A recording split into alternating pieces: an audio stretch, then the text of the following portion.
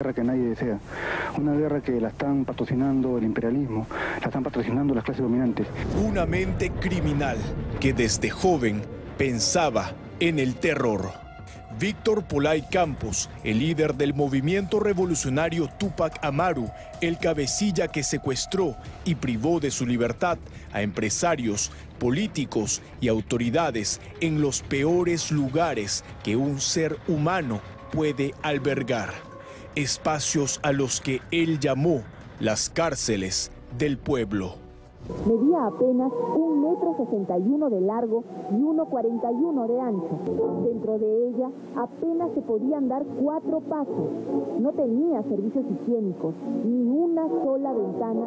El infierno se volvía realidad en estas mazmorras, prisiones subterráneas donde carecía el oxígeno y a duras penas los terroristas del MRTA alimentaban al secuestrado.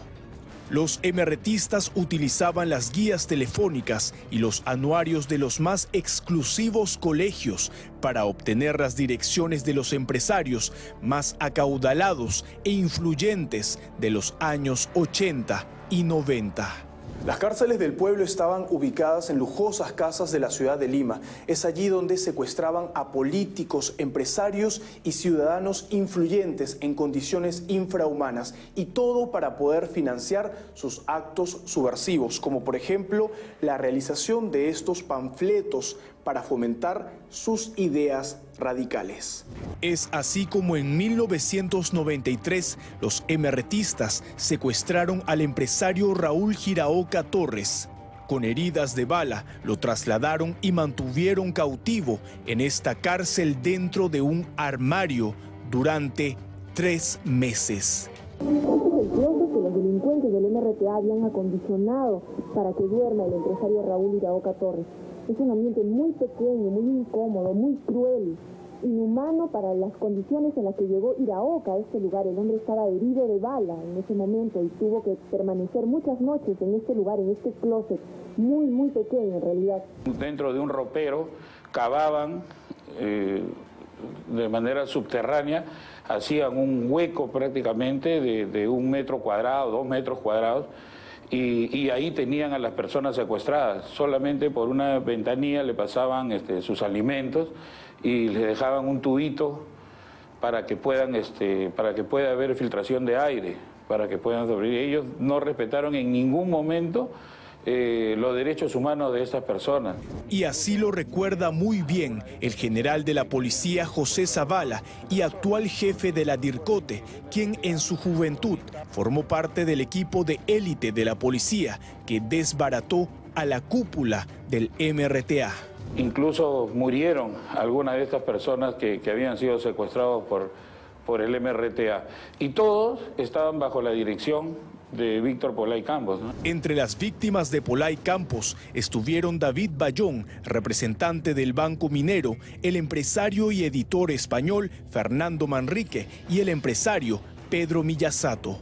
Eran torturados para hacer videos y hacérselos llegar a la familia para poder conseguir el dinero y presionarlo de esa manera. Tuvieron el secuestro y asesinato del ingeniero minero David Bayón Vera, del señor Miyasato, un empresario de Lunas, el secuestro de Raúl Giraoka Torres, que fue liberado justamente por un grupo especial de la policía.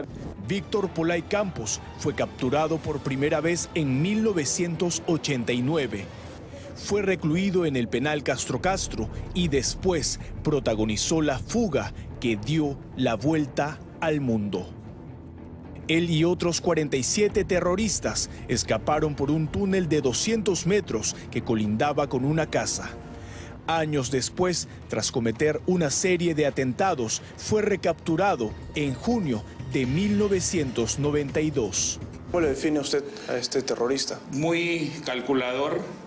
Mire que él para organizar su fuerza especial, captó jóvenes. Él participaba directamente en esta toma de pueblos. A él lo han visto dirigiendo este tipo de operaciones terroristas. Ahora, bueno, quieran obtener algún beneficio económico luego de tanto daño que le ocasionaron al Perú. En 1993, Polay Campos fue sentenciado a cadena perpetua por un tribunal sin rostro.